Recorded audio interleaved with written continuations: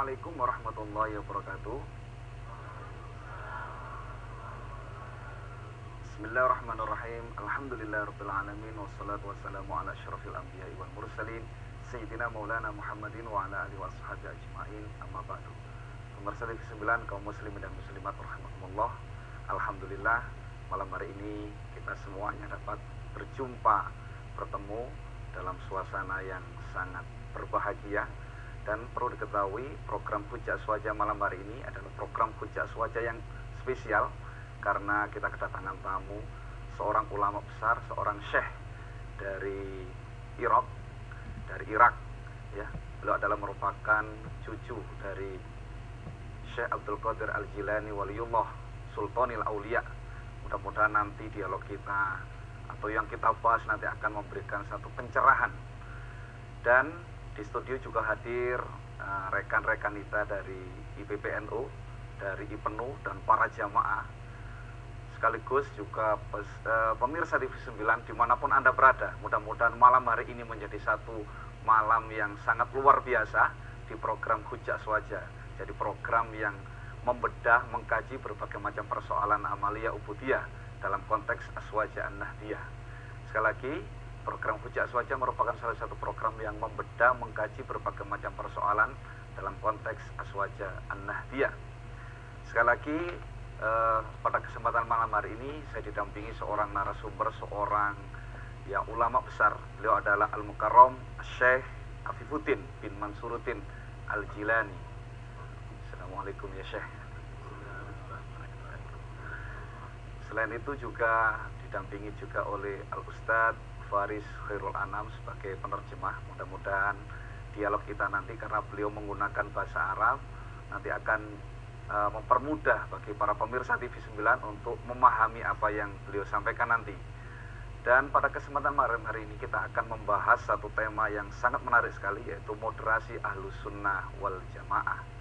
Nanti kita akan tanya kepada beliau bagaimana konsep Ahlus Sunnah wal Jamaah dan lain sebagainya. Sebelumnya Syekh, mungkin bisa dijelaskan dulu maksud kedatangan Syekh ke negeri kami, ke Indonesia ini. Mungkin ada tujuan-tujuan selain tujuan dakwah Syekh. اللقاء بالتحية العاطرة وشرفتمونا بزيارتكم من هذه البلاد وربما هذه زيارة ثانية لكم عندنا. طيب، أما بالنسبة لهذه القناة ممكن زيارة الأولى يا شيخ. نعم. وقبل كل شيء موضوعنا الآن عن وسطية أهل السنة والجماعة. وقبل أن طرحتم الكلام الموضوع ربما تشرح لنا عن الغرض والأهداف لزيارتكم لهذه البلاد الشقيقة. بسم الله الرحمن الرحيم. الحمد لله رب العالمين، والصلاة والسلام على سيدنا ومولانا محمد وعلى آله وصحبه أجمعين. السلام عليكم ورحمة الله وبركاته. وعليكم السلام ورحمة الله وبركاته. الحمد لله، نحن نشعر بفخر وفرح باستضافة هذه القناة المباركة TV9 وبالخصوص لنهضة العلماء لاستضافتهم لنا في هذه الحلقة. ونسأل الله سبحانه وتعالى أن يعم النفع والبركة على الجميع، وأن تؤدي هذه الحلقة الغرض الذي جاءت له، وأن تؤدي هذه القناة المباركة الغرض الذي أسست له إن شاء الله. أما عن زيارتنا هذه فلله الحمد، هذه السنة الثانية.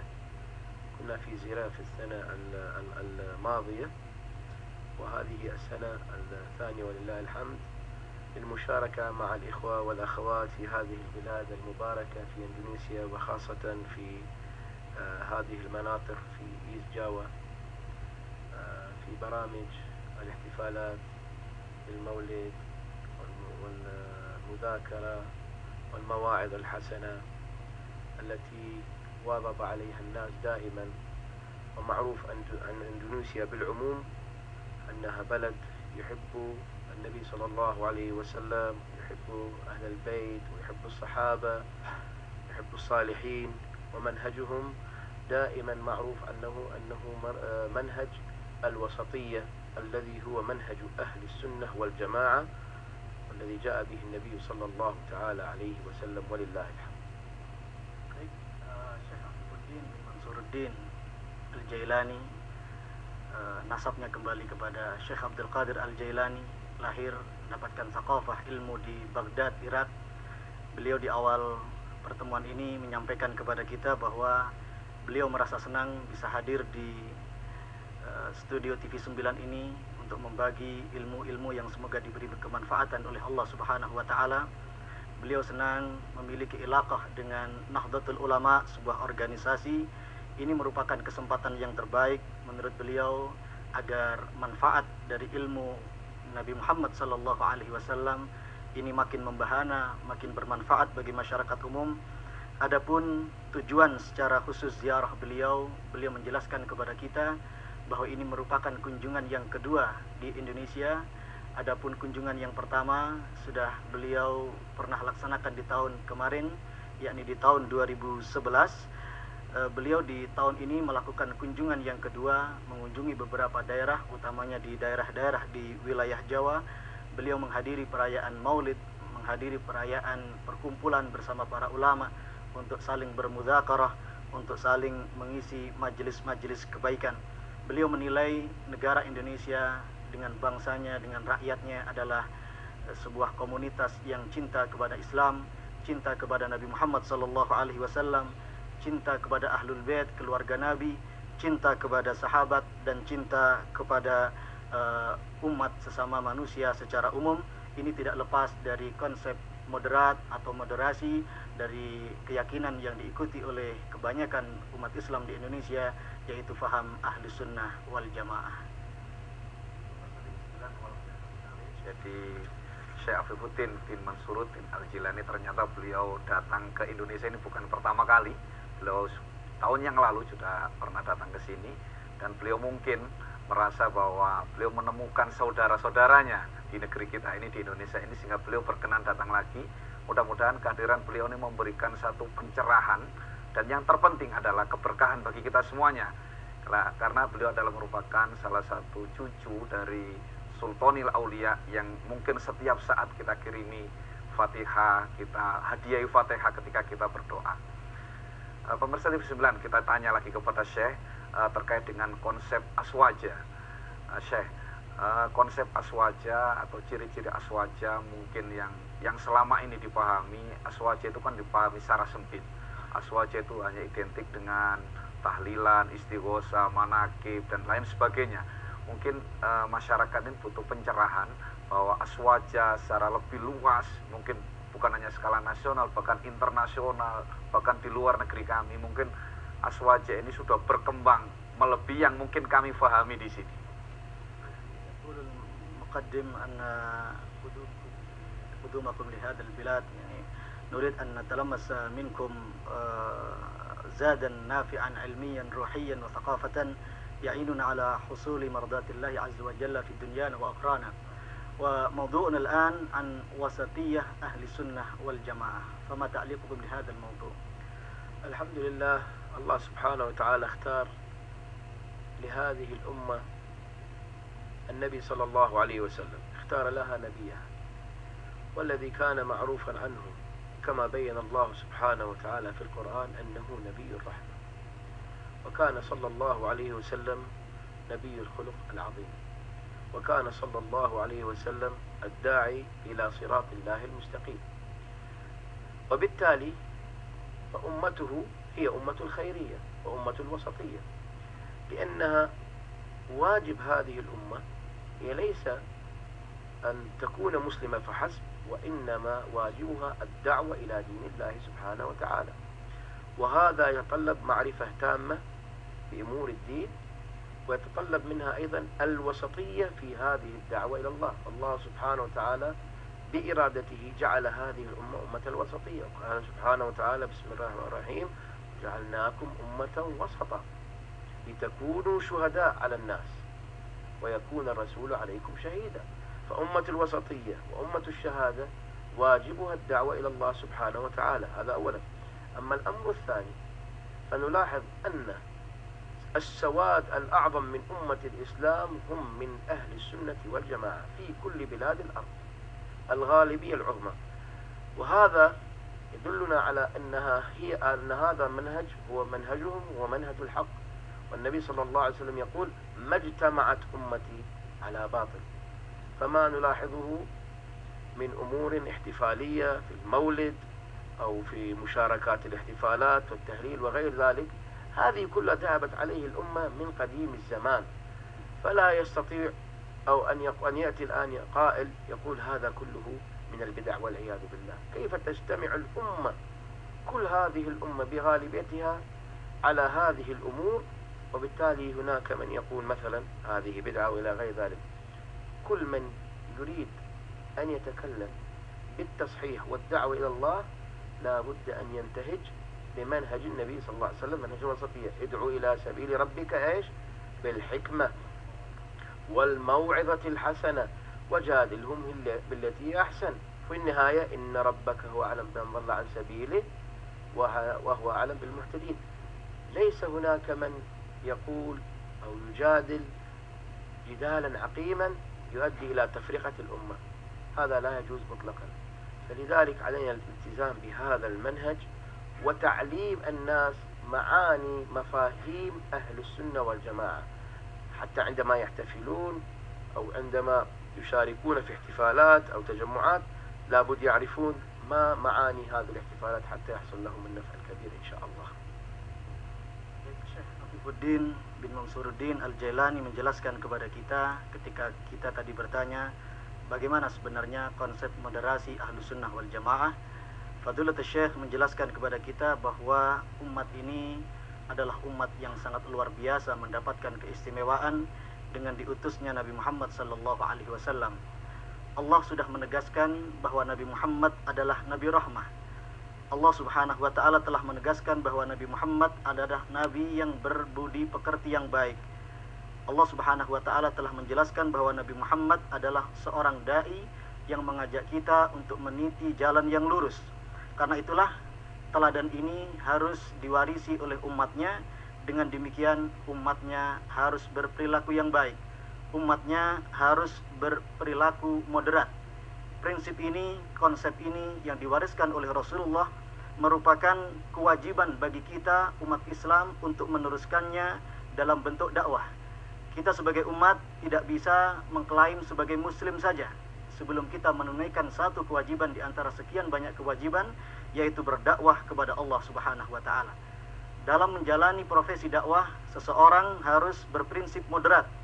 Allah Subhanahu wa taala telah menjelaskan hal ini dalam firman-Nya, "Wa kadzalika ja'alnakum ummatan wasata."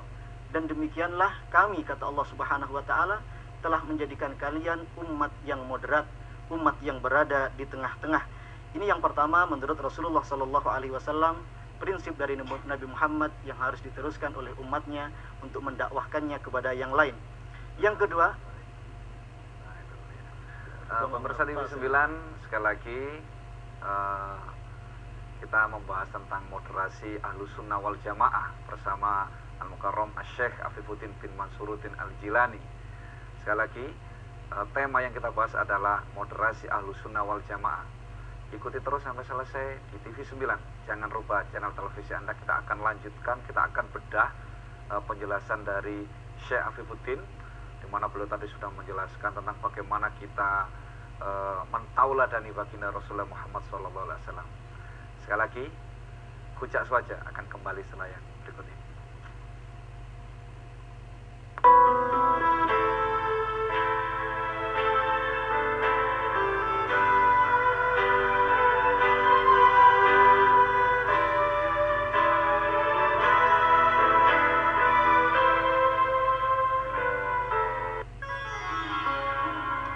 Assalamualaikum warahmatullahi wabarakatuh. Pemirsa, badal haji atau haji amanah atau haji yang diwakilkan itu ternyata hanya 5 juta saja. Makanya cepat bergabung bersama KBIH Pesawat PT Thayyibah Tour and Travel, Jalan Tenggilis Lama 3B nomor 48 Surabaya. Assalamualaikum warahmatullahi wabarakatuh. Ajib coy.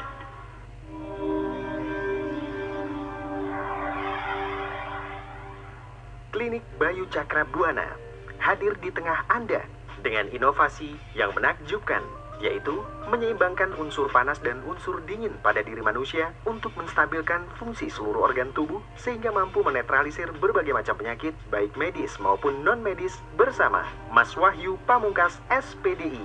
Ia adalah sosok terapis dan herbalis yang mumpuni, ditunjang dengan kemampuan spiritual yang handal, membuat Mas Wahyu mampu menggabungkan sebagian besar metode pengobatan di belahan dunia.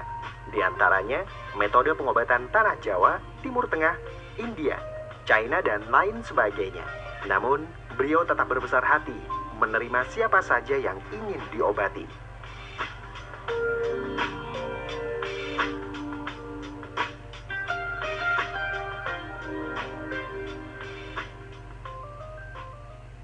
SMP dan SMA Safta merupakan salah satu lembaga pendidikan yang mencetak siswa dengan akhlakul karimah, berilmu, dan berpengetahuan luas, seiring perkembangan teknologi serta berjiwa usaha. Mengajarkan ukhuwah Islamiyah, disiplin, sederhana, dan mandiri. Di bawah asuhan tenaga pendidik profesional, SMP dan SMA Safta mampu berkompetisi dalam peningkatan kualitas siswa, khususnya dalam hal mental, akademik, dan non-akademik. Dengan didukung sarana dan prasarana yang memadai seperti laboratorium IPA, laboratorium IPS, perpustakaan, kelas tata boga, dan lapangan olahraga, SMP dan SMA Safta sangat berkompeten dalam bidang teknologi, olahraga, ketangkasan, dan lain sebagainya. Safta, Sidik, Amanah, Patonah, dan Tablik.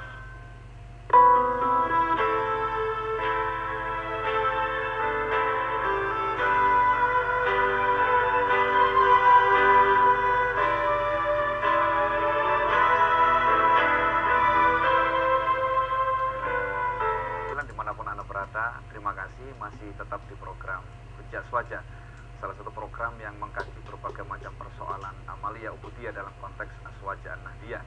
Malam hari ini merupakan program Hujjah Aswaja spesial karena kita kedatangan tamu ulama besar. Beliau adalah Al-Mukarram Asy-Syaikh Afifuddin bin Mansuruddin Al-Jilani. Kita membahas moderasi Ahlus Sunnah wal Jamaah. Selain itu di studio juga hadir rekan dan rekanita dari IPPNU di wilayah kota Surabaya. Mudah-mudahan pembahasan kita akan memberikan pencerahan. Bisa dilanjutkan, Ustadz Faris. Ya.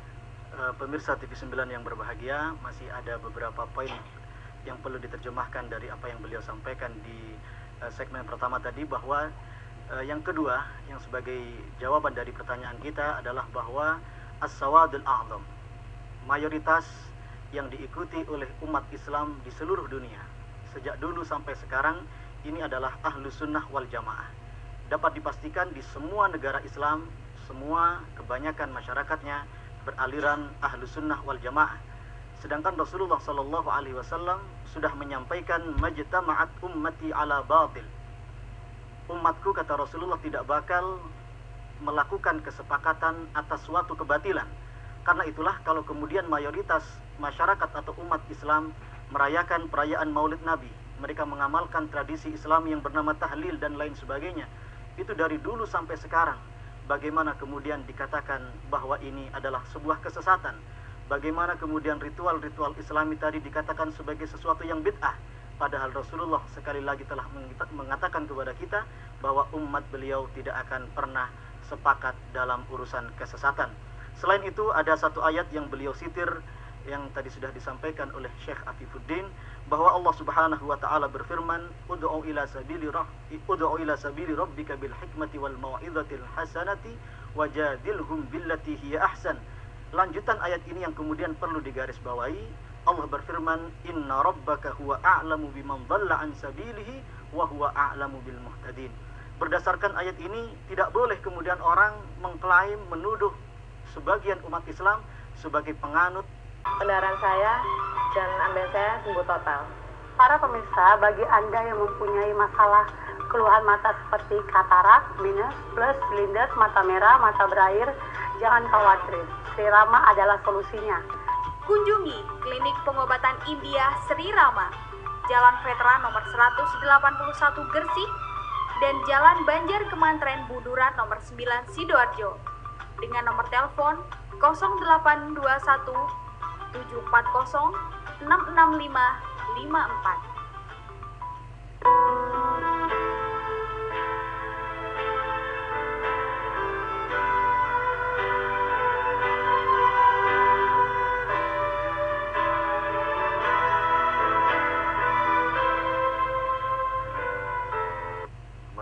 Terima kasih, masih tetap di program Hujjah Aswaja.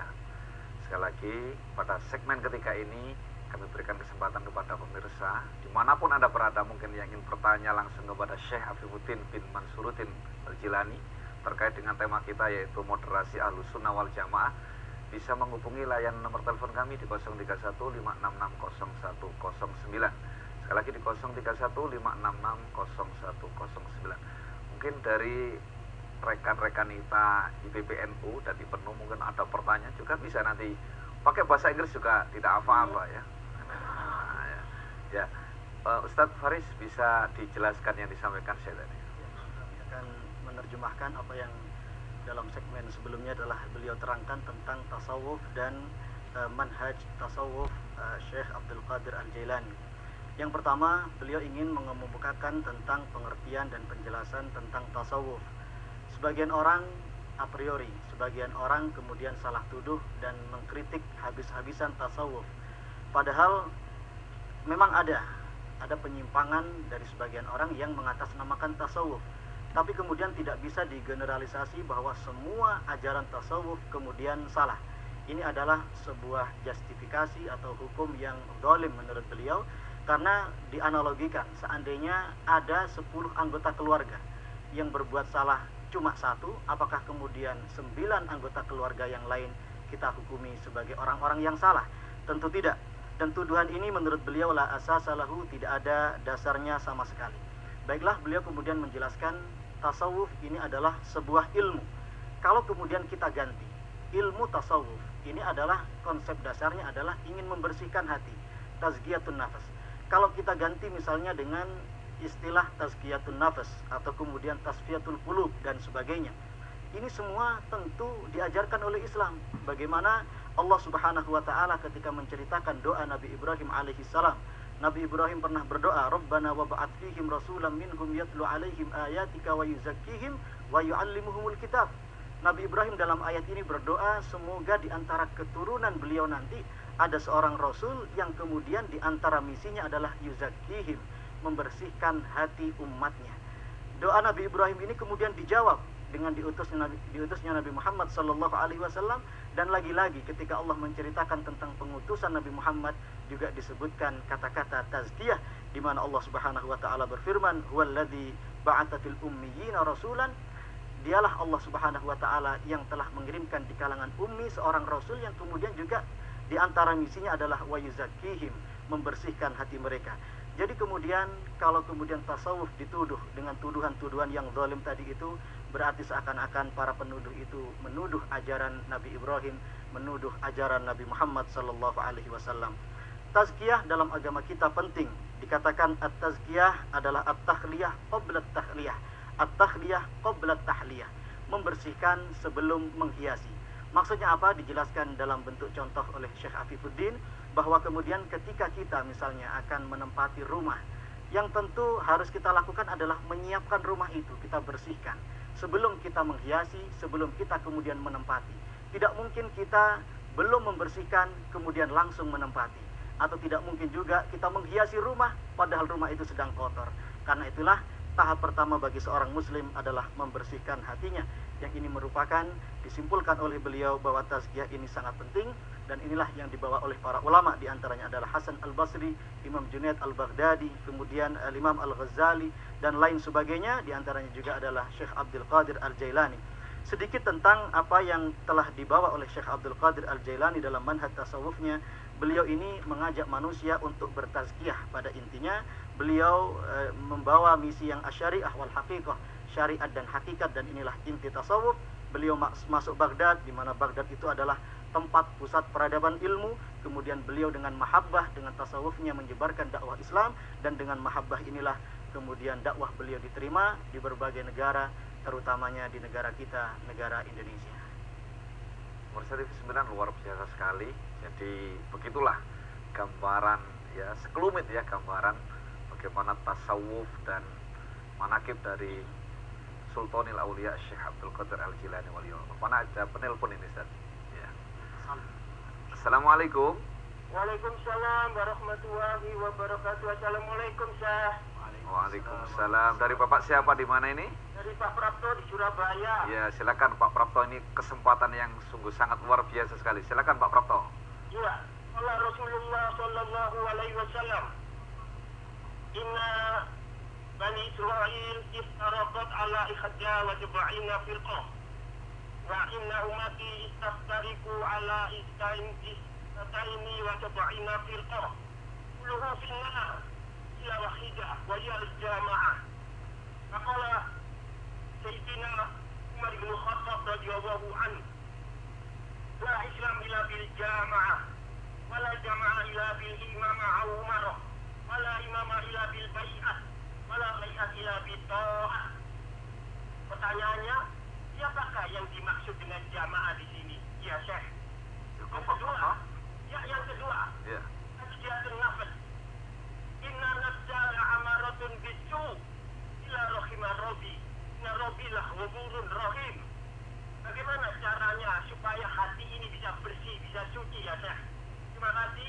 Jazakallahu khairan katsira.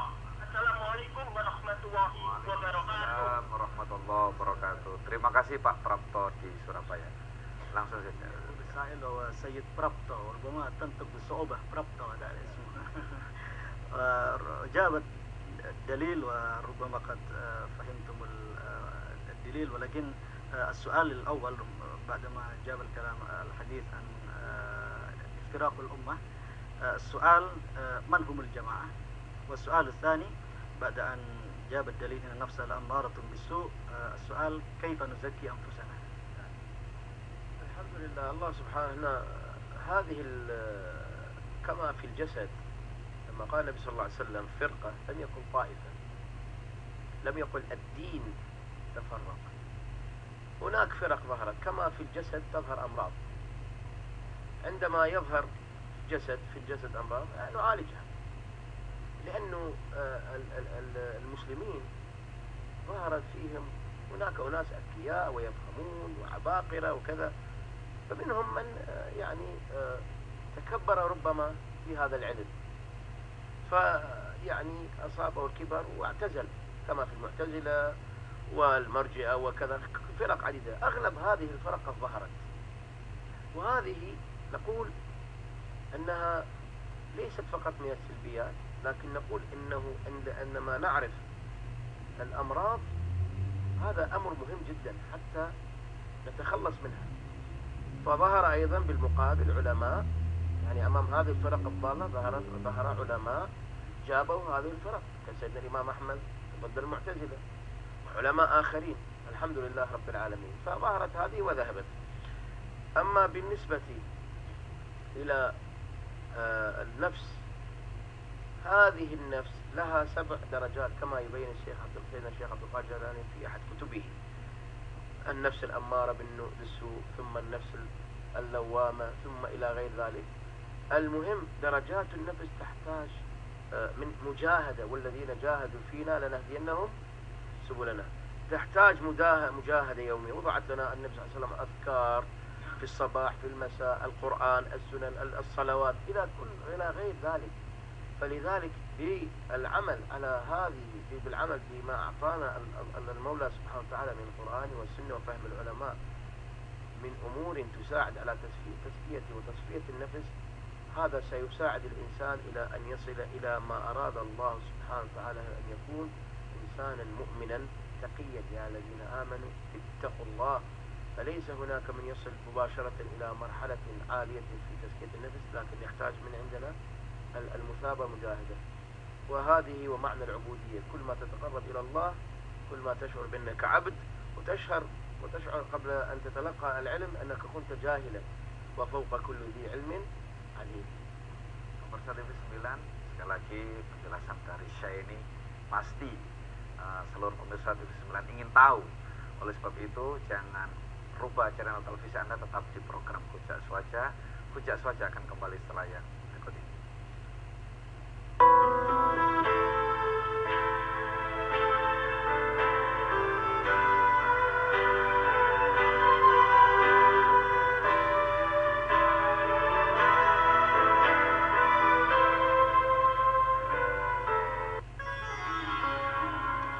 Assalamualaikum warahmatullahi wabarakatuh. Pemirsa, badal haji atau haji amanah atau haji yang diwakilkan itu ternyata hanya 5 juta saja. Makanya cepat bergabung bersama KBIH Pesawat PT Thayyibah Tour and Travel, Jalan Tenggilis Lama 3B nomor 48 Surabaya. Assalamualaikum warahmatullahi wabarakatuh. Ajib coy.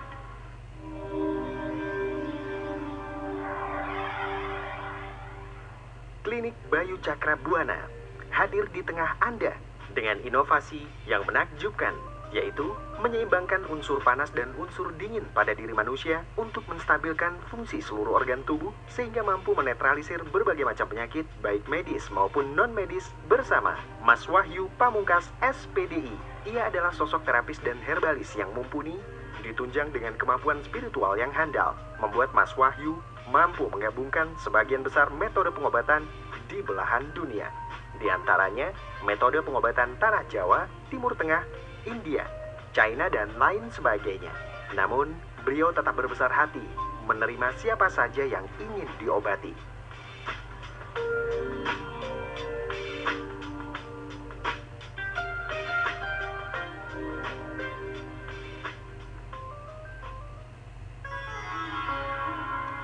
Assalamualaikum warahmatullahi wabarakatuh.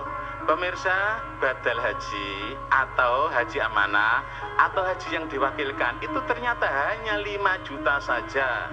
Makanya cepat bergabung bersama KBIH Pesawat PT Thayyibah Tour and Travel, Jalan Tenggilis Lama 3B nomor 48 Surabaya. Assalamualaikum warahmatullahi wabarakatuh. Ajib coy.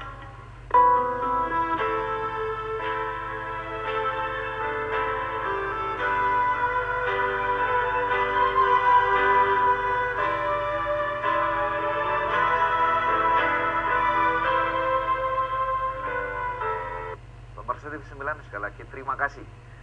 Pemirsa masih tetap setia di program Hujjah Swaja ini, salah satu program yang mengkaji membedah berbagai macam persoalan amalia ubudiyah dalam konteks Aswaja Nahdiyah. Ustaz Faris, bisa dijelaskan tadi paparan dari Syekh Afifuddin tadi?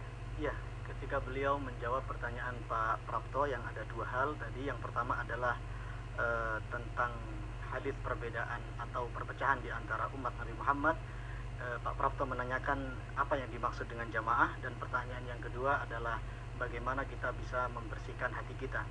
Jawaban dari Syekh Afifuddin Al-Jailani yang pertama bahwa perlu diperhatikan dalam teks hadis tadi itu Nabi tidak mengatakan ta'ifah, sebuah kelompok seluruh umat Islam.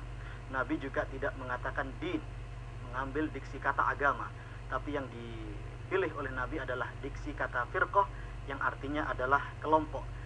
Jadi dari sini dapat dijelaskan bahwa dalam rentang sejarah umat Islam ada beberapa kelompok yang kemudian sakit.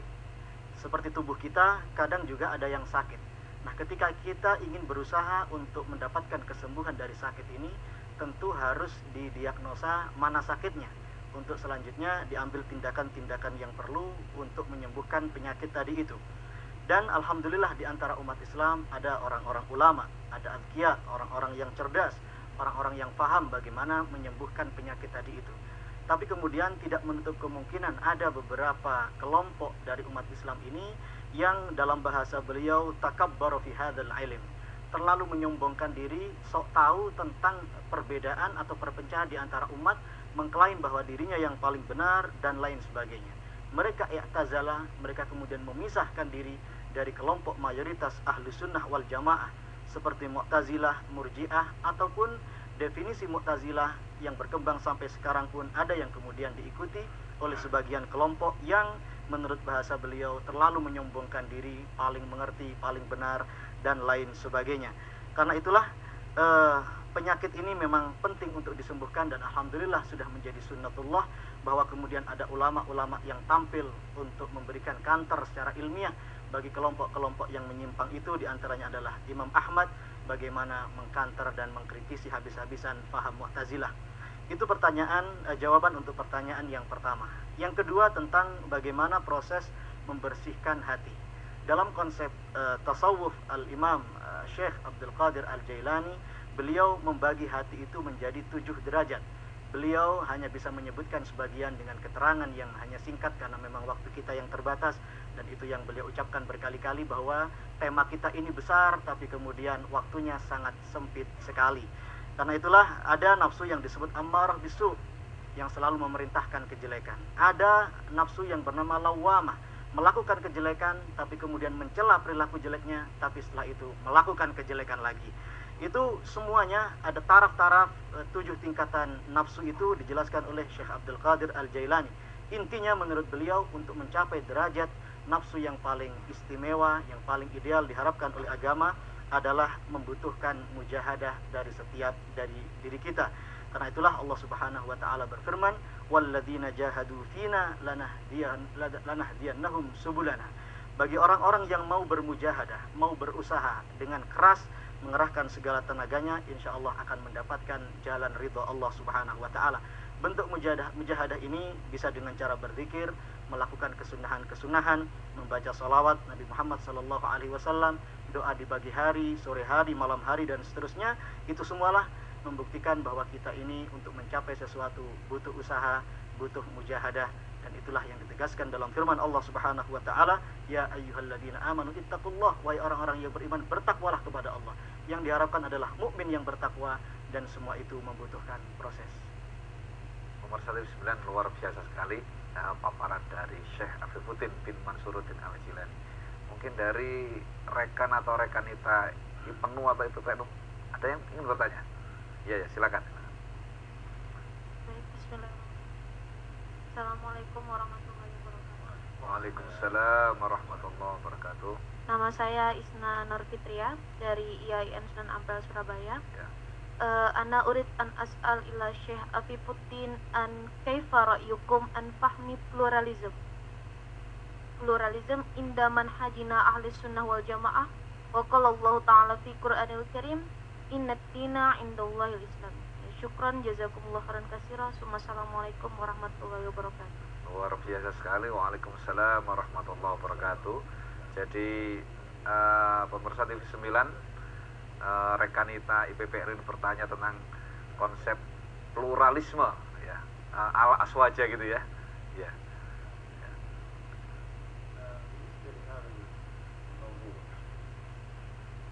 أولا عقيدة المسلم كما بينها القرآن هي في الإيمان بالرسالات والكتب وأنبيائها. آمن الرسول بما أنزل إليه من ربه والمؤمنون كل آمن بالله وملائكته وكتبه ورسله.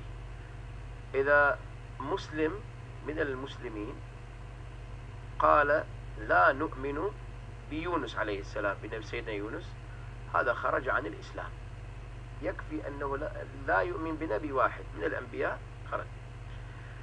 المهم الأديان جاءت كلها تدعو إلى الله، والإسلام جاء مكملا. النبي صلى الله لهذه الأديان، النبي صلى الله عليه وسلم يقول إنما بعثت لأتمم مثلا مكارم الأخلاق. هم جاءوا بالأخلاق، ولكن النبي صلى الله عليه وسلم جاء لإتمامها.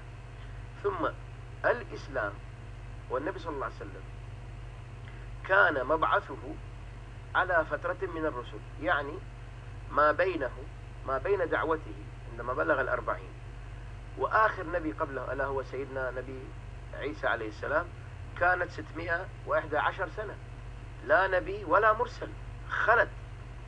وبعث الله النبي صلى الله عليه وسلم، والله سبحانه وتعالى عندما بعثه متمما جعل هذا الدين عصارة جميع الأديان. الإسلام عصارة جميع من كل الأديان، نتكلم عن عيسى وعن مريم وعن سليمان وعن داود فلذلك واجب المسلم في أن يعرف غير المسلمين على الإسلام، لا أن نتناقش ونتجادل جدال عقيم، لا، العبرة في أن نفهم الناس ما هو الإسلام ولماذا جاء الإسلام. أنا رأيت رجل في أمريكا في إحدى سفراتي أسلم، كيف قرأ، يعني هو كان بروفيسور في جامعة، أصبحت عنده مشكلة في فهم الإسلام بعد بعض الأعمال التي حدثت من قبل، يعني إرهاب وإلى غير ذلك.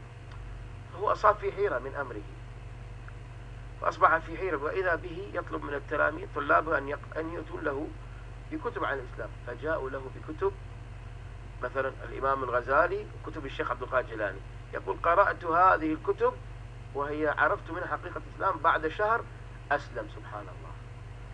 فهذا نحتاج أن نفهم الناس ما هو الإسلام، عند ذلك ولا نجادلهم، عند ذلك نصل إلى ما أراد الله ورسوله صلى الله تعالى عليه وسلم. Lagi paparan dari Syekh Afifuddin bin Mansuruddin Al-Jilani akan kita kupas setelah yang berikut ini. Oleh sebab itu, sekali lagi, jangan lupa channel televisi Anda tetap di TV 9. Hujah Suwaja akan kembali setelah yang berikut ini.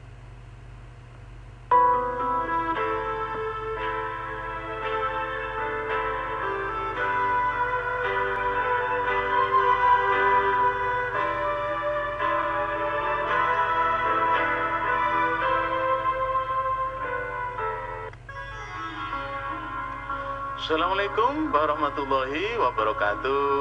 Pemirsa, badal haji atau haji amanah atau haji yang diwakilkan itu ternyata hanya 5 juta saja. Makanya cepat bergabung bersama KBIH Pesawat PT Thayyibah Tour and Travel, Jalan Tenggilis Lama 3B nomor 48 Surabaya. Assalamualaikum warahmatullahi wabarakatuh. Ajib coy. Saat menghadapi masalah hidup, apa rujukan kaum muslim? Tentu saja Al-Quran dan hadis. Dengan mengetahui kandungan tafsir Al-Quran dan hadis, niscaya hidup kita lebih menyenangkan. Dapatkan segera ensiklopedi tematis ayat Al-Quran dan hadis.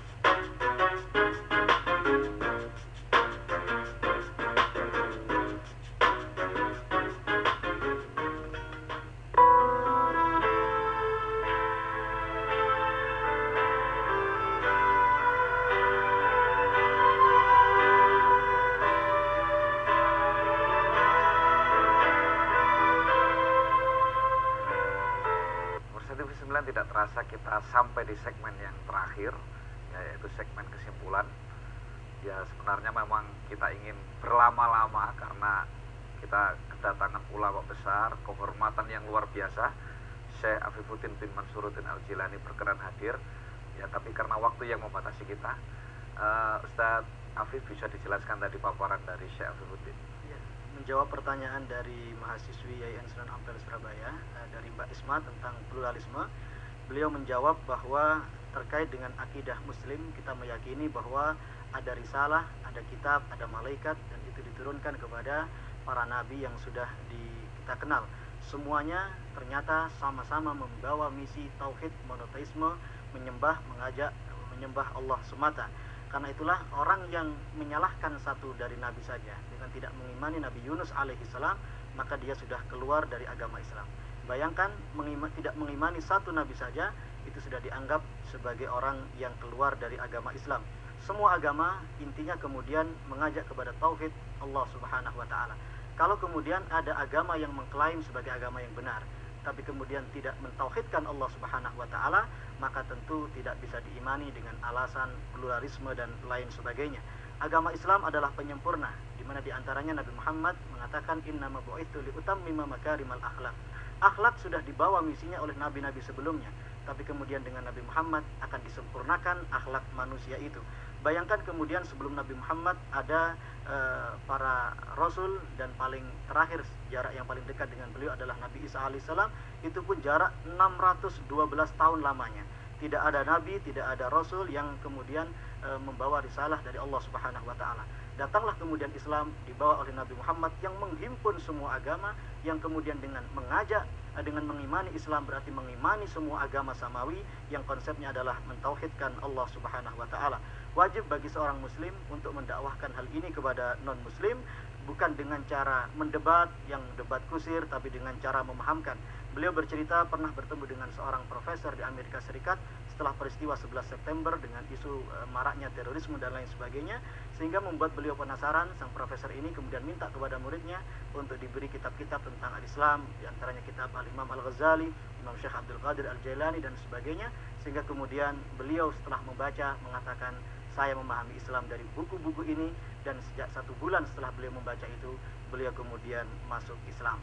Jadi inilah tugas kita untuk memahamkan non-muslim tentang ajaran Islam. Luar biasa sekali. Pembahasan kita memang satu tema yang sangat besar, yaitu moderasi Ahlussunnah wal Jamaah.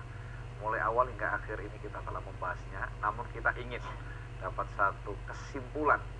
Mudah-mudahan kesimpulan ini bisa merangkum pembahasan kita mulai awal hingga akhir.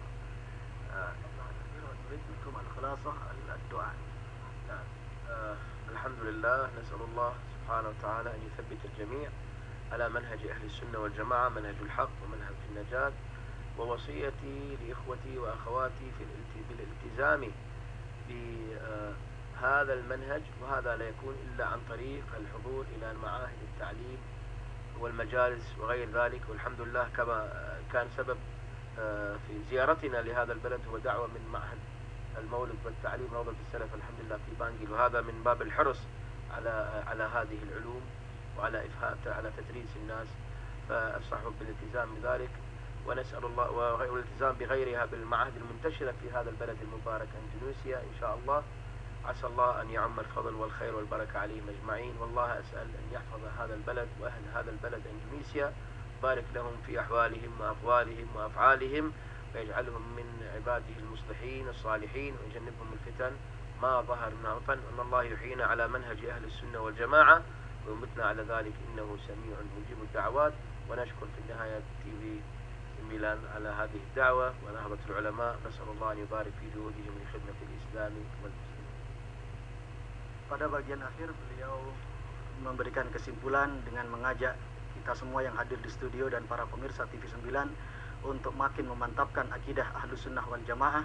Beliau memberikan pesan agar kita senantiasa iltizam, senantiasa komitmen memegang teguh ajaran Ahlussunnah wal Jamaah ini dengan cara mendatangi dan belajar di pesantren-pesantren, di majelis-majelis ta'lim, dan alhamdulillah beliau hadir pun ke sini atas undangan Majelis Maulid wa Ta'lim Raudhatus Salaf Bangil. Ini merupakan satu potensi bagaimana kemudian majelis-majelis yang bertebaran di Indonesia ini merupakan kesempatan dan fasilitas bagi kita untuk memantapkan akidah Ahlussunnah wal Jamaah. Pada bagian akhir beliau memberikan kita doa semoga Allah Subhanahu wa taala senantiasa memberikan keberkahan, memberikan kemanfaatan bagi kaum muslimin di Indonesia, baik dalam perbuatan mereka, ucapan mereka, keadaan mereka, dan semua aktivitas mereka. Semoga mereka makin mengokohkan ajaran Ahlussunnah wal Jamaah. Beliau pada bagian akhir berterima kasih kepada channel TV 9 dan juga kepada Nahdlatul Ulama yang telah memfasilitasi acara yang baik ini. Luar biasa sekali pemirsa TV 9, akhir dari pencerahan dialog kita malam hari ini. Dan informasi bahwa besok beliau Syekh Afifuddin bin Mansuruddin Al-Jilani akan memberikan satu muhadharah, akan memberikan tausiahnya di kantor PWNU Jawa Timur. Sekali lagi, tolong pemirsa TV 9 yang punya kesempatan, punya waktu, besok hari Selasa bisa hadir di kantor PWNU Jawa Timur jam 1 siang. Beliau Syekh Afifuddin bin Mansuruddin Al-Jilani akan memberikan pencerahan yang lebih lama lagi karena memang waktu kita malam hari ini sangat terbatas. Sekali lagi, mudah-mudahan apa yang kita bahas, apa yang kita diskusikan malam hari ini menjadi satu tambahan nilai ketakwaan kita kepada Allah, sehingga kita tetap di barisan baginda Rasulullah Muhammad SAW, solihin, khususnya beliau Sultanil Aulia Syekh Abdul Qadir Al-Jilani waliullah.